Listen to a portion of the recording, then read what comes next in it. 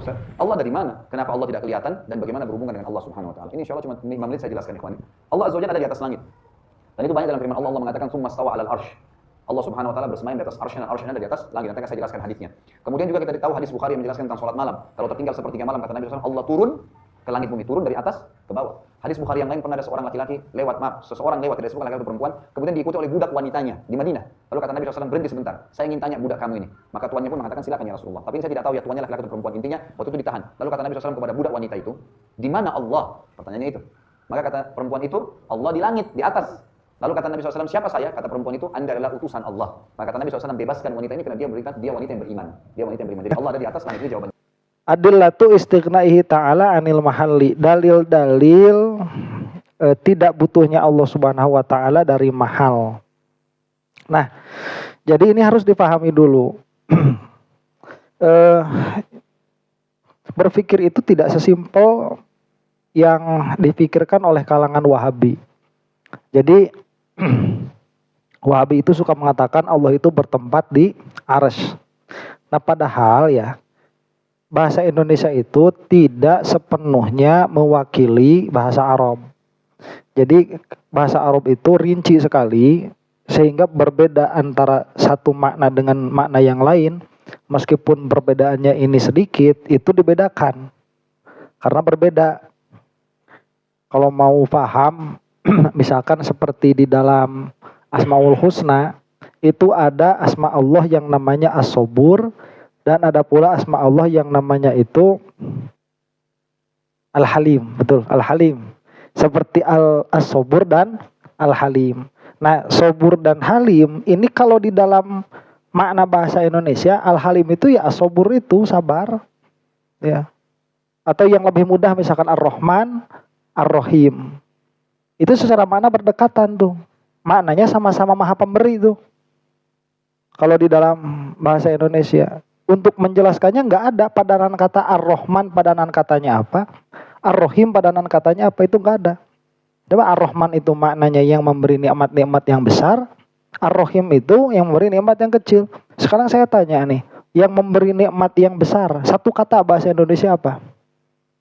Nggak ada. Yang memberi nikmat yang kecil, yang dakik, yang lembut, satu kata bahasa Indonesia, nggak ada.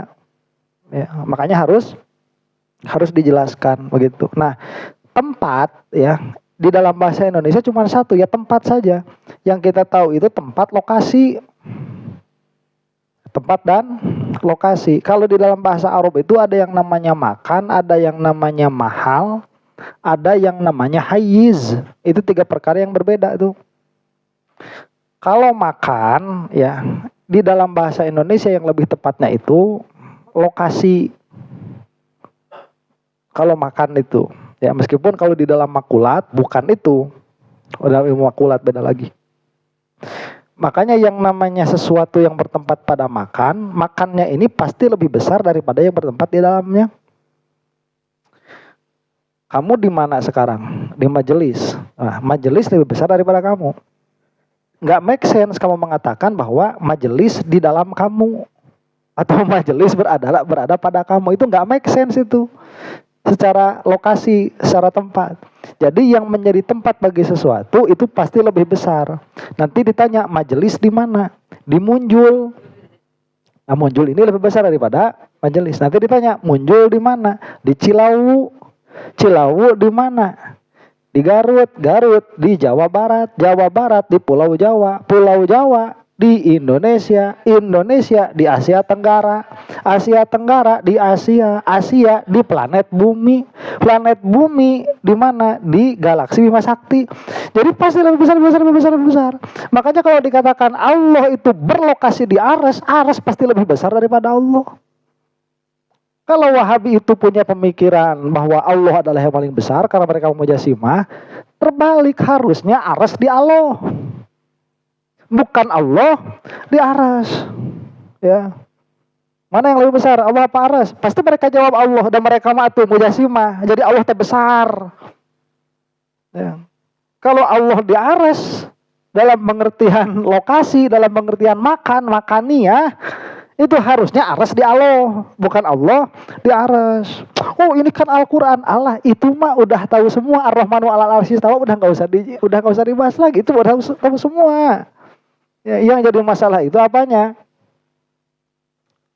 Penafsirannya itu yang jadi masalah tuh. Ya, makanya ada 3 nih harus dipaham. Ada makan, ada mahal, ada hayiz.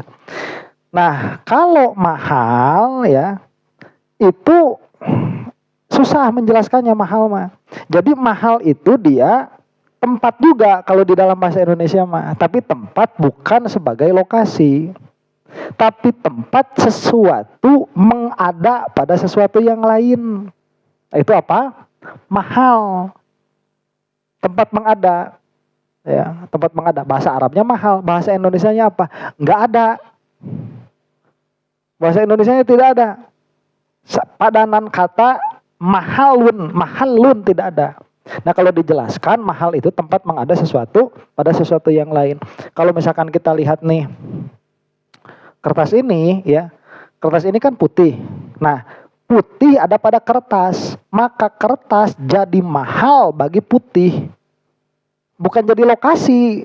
Kertas itu bukan jadi lokasi bagi adanya putih, bukan. Tapi kertas ini jadi mahal bagi adanya putih. Sekiranya kertasnya tidak ada, putih yang ini, dia tidak akan ada. Maka disebutkanlah kertas jadi mahal.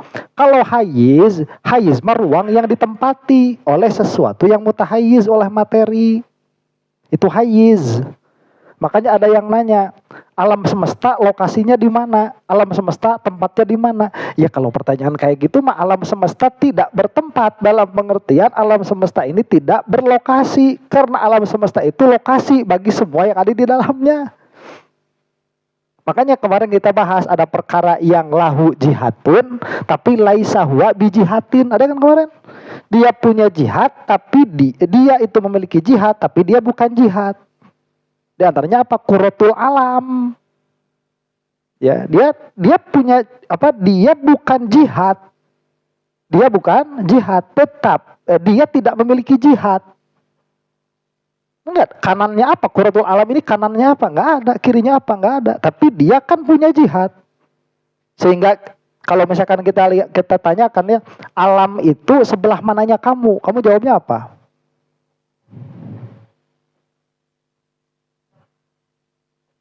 Alam sebelah mananya kamu? Ya sekeliling kita.